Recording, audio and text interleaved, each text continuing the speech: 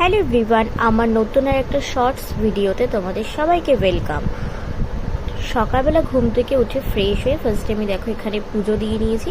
তারপরে একটু টিফিন করে নিলাম। অনেক দিন পর একটু কচুরি খাচ্ছি, কারণ আজকে আর সময় নেই কিছু টিফিন করার, কারণ বাড়ি আসতে হবে। তো দেখো এখন আমি বাড়িও চলে এসেছি, মানে আমার বাপের বাড়ি চলে এসেছি।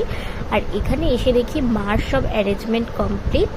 আর যার জন্য অ্যারেঞ্জমেন্টটা করা হয়েছিল সেটা হচ্ছে আমার মামার জন্য। আজকে ওকে মা আইবুড়ো ভাত খাওয়াবে।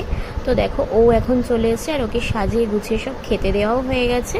এদিকে আমি মাকে একটু হেল্প করে দিচ্ছিলাম গোছানোর জন্য।